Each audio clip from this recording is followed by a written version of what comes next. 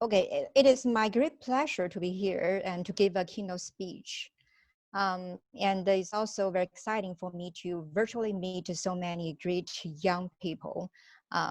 Like Karen just said, you are the future of this country, and I'm really proud of your achievements. My speech here will have two topics. I switched the order because it seems to be more natural for me. I will first talk about distance learning in college, or more specifically, I will talk about distance learning at USC, because obviously I cannot represent all colleges at US. And so what I know best is what we do at USC. And you can see that universities really spend a lot of time and effort developing better online learning experience. Okay, but we also need the help from our students to make you learn better in the new online environment. Okay, and then after that, I will talk about AI future, and I will also talk about how you can better prepare yourself for the AI future. Okay. All right, so let me start with introducing myself a little bit. I came to US in 2003, and I first went to Princeton University, where I got my PhD in operations research and financial engineering. And my first job was at Harvard, and I taught there for 1 year. And after that, I came to USC, and since 2008, I have been working at USC. I know some audience here are already college students, so you know that your professor, most of your professor, not just doing research, not just teaching, they also do research. For myself, my research has, here I listed 3 main research areas I'm working on. I'm working on deep learning, machine learning, and statistical analysis of big data. I would say that all 3 areas are interrelated, and it fits today's theme, AI theme. Okay, and for my teaching, I teach business statistics to undergraduates, and I also teach AI for business to professional masters. Okay, so let me start with clarify one thing, because I know that we have students and we also have parents here. I want to start with saying that distance learning is not self-learning. It's probably something that parents worry about, right? 用中文讲就是说，远程教学不等于直学。Okay, students are not on their own. Okay, and in fact, you will see from my speech that we do a lot, even more than what we do in traditional classroom to prepare distance learning. Okay, but that won't be my main focus because I don't want to bore you with what we do in background. Okay, I will talk about distance learning and the difference from traditional classroom learning. All right, so let me start with challenge. So what's the challenge in distance learning? Okay, there should be intuitive, right? Distance learning, see, like in today's event, it happens online, virtually. Although we can see panelists, but we feel that we are isolated, right? We do not really, you know, in the very interactive environment, right? So that's the challenge here. Distance learning interaction and collaboration is limited, okay? But of course, distance learning also has advantages, right? And actually, distance learning is not something new. At least at USC, at least to my best knowledge, distance learning happened about 10 years ago, probably even has a longer history than that. So it is a well-developed learning program, okay? But before the pandemic, students have the flexibility, they have the choice to choose between distance learning and on-ground learning. Okay, so it's highly flexible. If you miss a lecture is recorded. You can watch it. You can learn at your own pace. So that's the advantage here. Okay. All right, since distance learning, the main challenge is lack of interaction, and the collaboration is also difficult, right? So then how should we solve the problem? Okay. At UIC, actually we have the university offers very good online teaching training. And one concept that has been proposed a lot, has been mentioned a lot, is called the flipped course. Okay, some of you may heard this term, but probably not everyone. So let me start with explaining the concept and then explain why it is good in distance learning, okay? So I will start with introducing two forms of learning. The first one is through hearing, reading, watching. So this form is best for information delivery. Like right now, you are hearing my speech, you are reading my slides, you are watching. And so that's for information delivery. However, in order for students to really learn things, we need to do more. For instance, students need to be really engaged. They need to do things. They need to do activities themselves. Then that's the best for knowledge gain. Okay, but like we just talked about in distance learning, the interaction part is a great challenge. So that makes the second part, the knowledge gain, is difficult, right? And so that's why the flipped course concept is proposed. Here is the side-to-side comparison with traditional learning. In traditional on-ground learning, before class, students are expected to read textbook. And then during class, they listen to lecture, they take notes. Then after class, they review notes. They learn through activities and they practice their skills. In online environment, the flipped course is different. We move a lot from during class to before class. For instance, you listen to lecture because we usually make small videos introducing key concepts we want our students to know, okay? And we posted them online so you can watch the video and read textbook, take notes according to your own pace. Then when you come to class, online class, which is the synchronous learning component I will introduce soon, then what do we do is we do activities and students ask questions and professor answer questions. So you can see that the purpose here is really to enhance the interaction here, okay? And because of this difference here, so it's really both students and professors, so we need to do more. We need to get ourselves prepared before class, okay? All right, so that's a comparison here.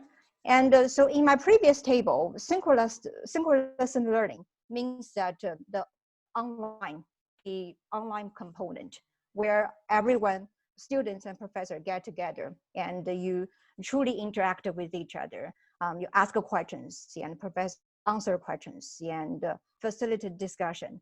And in the online platform, a lot of platforms, for instance, Zoom, allows professor to do small group discussions like breakout rooms, which I use a lot in my own teaching. That's really helpful. So this way students can know each other better because we all know that the college experience is not just to learn, right? Another very important component is to build a network, right? That will benefit you a lot in your future career, okay? And asynchronous learning means the offline part. You know, you watch video by yourself, you read a textbook, you take notes, you do your homework, okay? So these two components, okay? Since I don't have a lot of time, I will conclude the online learning part by just answering one question. I guess this question, a lot of students and probably also parents, they want to know, is it possible to learn as much in online courses as in face-to-face courses? 用中文讲就是说，在网上远程环境中有没有可能和就是在面对面环境中学到的东西一样多 ？The short answer is yes。简单说就是说可以。那this answer is not given by me. Actually, there is a research done by U.S. Department of Education. The research showed that students in online environment, they actually achieve higher learning, higher scores in learning outcome measurements. Okay, so you may curious, how come? How's that possible and why? And there is actually an explanation. You know, this study was done before the pandemic, where people have the flexibility to choose online and on-ground learning. And for students who choose an online learning environment, they are highly motivated. So that's the key here. And that's what I call key to success. Okay, we professor, at least at UIC, we do a lot to prepare our course. It's not like that we pick our on-ground course and put it online, that's it. We try really hard to design an interactive course, okay? But we need your help. You need to stay motivated. You need to do your work, okay? Both the synchronous learning part and asynchronous learning part, all right? So that's the online learning part. And I will move to artificial intelligence because as I mentioned, I don't have a lot of time. So, and I will stay, I think I can stay for a few minutes in the QA session. And if you have any questions, feel free to ask me at that time. All right, artificial intelligence. All right, so I will start with talking about a little bit of history of artificial intelligence, very, very brief. The first artificial intelligence program was created in 1950s, okay? And the purpose was to mimic the problem-solving skills of a human being. So why I mentioned this, why it's relevant? What I want to say is, as you can see, AI was proposed a while ago, about 70, close to 70 years ago, right? And the development was not very smooth. In fact, it experienced a roller coaster of success and setbacks, okay? And currently we are in the third wave of AI. And some people who are optimistic believe that this is it. And for other people, we still believe that there will be the fourth wave, or even the fifth wave, and we are not there yet, okay? But nevertheless, in recent years, there are a lot of exciting developments of AI and a lot of successful stories.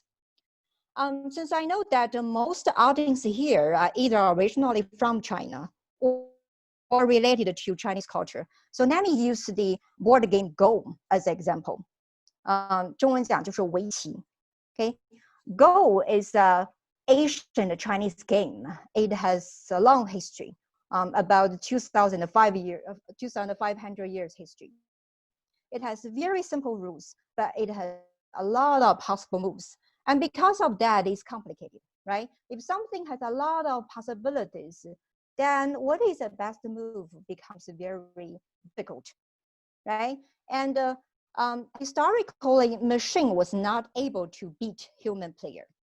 However, things changed in March 2016. AlphaGo, which is an AI created by Google, beat Li Sudou, okay, in a 5-game match by a score of 4-1. Okay, that was the first time that machine can beat a human player. And it actually made Science 2016 breakthrough of the year. That was a huge thing that year. Okay, that's amazing, right? Taking into account how many possible moves Go has. If you think that's amazing, then wait a little bit longer. In just over 1 year's time, in December 2016, AlphaZero, which was also developed by Google, defeated both AlphaGo and the human players. So what's the difference between AlphaGo and AlphaZero? I forgot to mention that AlphaGo, which was the first one here, it beat human player by learning from human experience. So human input is still a very important component here. However, AlphaZero, there was no human input at all. AlphaZero learned by play with itself. Within hours to days of self-play, AlphaGo was able to beat AlphaZero as well as human player. Okay, and the engine which drives AlphaGo and AlphaZero is called the neural network, deep neural networks, or broadly, deep learning. Okay, it is a class that offered by a lot of colleges. So if you're interested, you may consider taking these classes. Okay, if you think that, okay, Go, I don't play Go and I'm not interested, it's too far away from my daily life, and think about self-driving cars. Self-driving cars is a highly sophisticated system. It uses a lot of AI.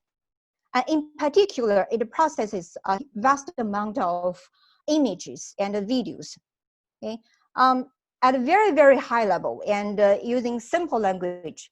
It takes a lot of pictures and videos, right? And the AI needs to decide whether there is a pedestrian walking or a pedestrian standing still, whether it's a traffic light or it's a stop sign, right? So it constantly does what's so-called, using the terminology in my research field we call classification or clustering problem, okay? And I highlighted 2 parts, machine learning and neural networks.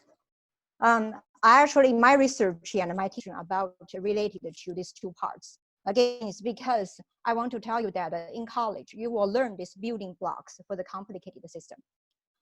The next thing I want to mention is Google BERT.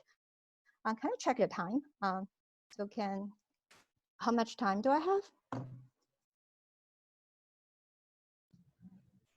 I believe you about 5 to 10 minutes. Okay, good. Okay, so I'm sure I can finish in 5 minutes. All right, so the next topic example I want to give you is Google. I hope that everyone here has some experience with Google, right? Google is an amazing search engine. It knows what we want to search so well, right? Almost every time when I try to understand something or find the answer to a question, I use Google. And oftentimes, I would say that most of the times, I can get the answer I want, right? And how can Google do this, right? Google uses AI. It's called BERT. And it's actually relatively new. The BERT is relatively new. Google used something else before. The BERT is relatively new. So what is BERT? Okay, this is the image Google created for BERT. But BERT is, in fact, a neural network-based technique for natural language processing, or we call NLP for short. NLP is a very hot course one of my colleagues teaches. I know that every semester he has amazing enrollment. A lot of students want to take the course. Again, my point is, in college, you probably won't learn exactly how BERT works, how self-driving car works, but you are able to learn the building blocks, okay? And if after you learn these building blocks, when you go to work, then you can connect the dots and you can use what you learn to solve the real world problem, okay? All right, so my students often ask me the question, Professor, I'm really interested in AI and I want to use it. I want to be a researcher. However, I'm not very good at coding. Can I still do it? Or what should I do? Well, if you are in this category, then I have some good news for you. And this is a really recent article. OpenAI developed the AI, which is called GPT-3. The name sounds cool, right? It's something like the robot's name in Star Wars, right? It is in fact AI which can write code for you, computer code for you. And here I have a demonstration. I probably need to stop share and share again to show the demonstration. Okay, so bear with me. I did not do this myself. It's just a video taken from Twitter. Can you see my screen? Okay.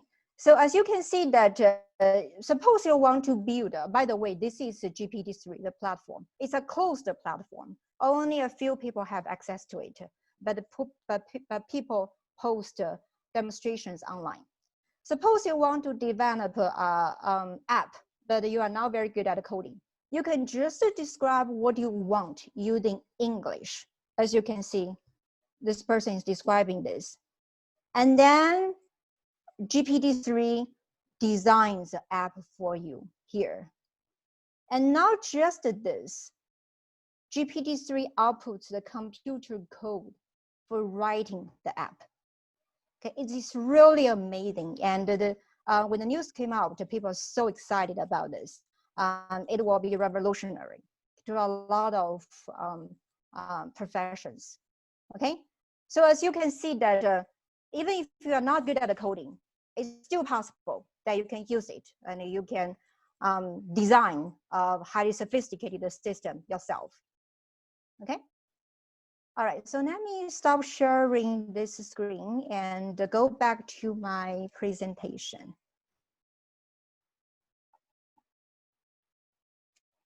where is it? Sorry, give me one second. I think I need to reopen it.